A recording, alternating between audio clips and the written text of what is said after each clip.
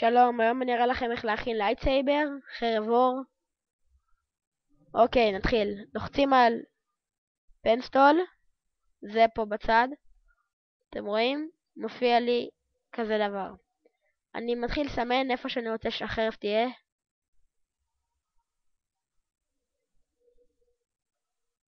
ועושה את זה ככה, שזה יהיה סגור.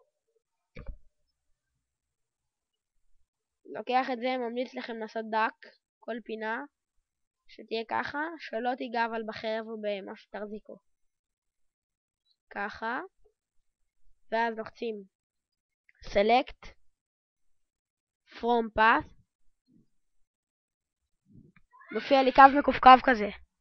לוחצים New Layer, רק שנייה, Layer, New Layer, אישור, ואז נגיד אני רוצה חרב לבנה, לוחץ צבע לבן, מברשת, צובע. אל תפחדו, זה לא יצא לכם מהקווים, אתם רואים?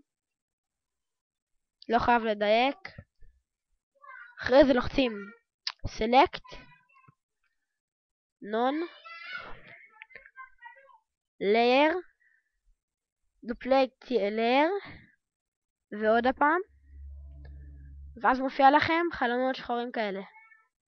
הראשון, תלחצו Filters, Blur, Gaussian Blur, ואז יש לכם 5.0 בשתיהם, אישור, ראיתם נהיה בוהק. אחרי זה, בצד יש לכם מצב רגיל, תעשו הוספה,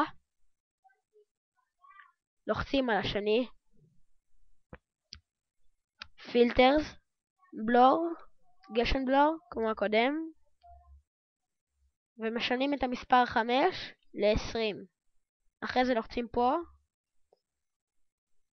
נהיה בוהק, שים הוספה, ואז באחרון Filters, Blur, Gaussian Blur, ומשנים את זה ל-40. ואז לוחצים הוספה, כבר חרב אחת מוכנה. אם אתם רוצים להכין עוד אחת כי זו תמונה של 2, זוזו לצד, תסמנו עוד חרב, אבל שלא תהיה בצבע של הבגדים או ברקע, שהיא תהיה קצת בולטת, אתם יודעים. ועושים את מה שעשינו מקודם. Select From Path, עושים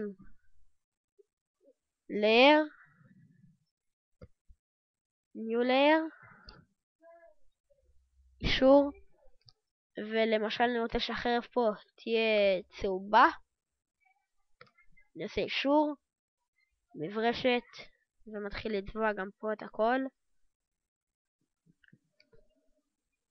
עושה Select, None, ועוד פעם Layer, Duplicate Layer, ועוד פעם, ויש לי שכבה חדשה 3, אני עושה Filters, Blur, Gaussian Blur, ומתחיל פה לעשות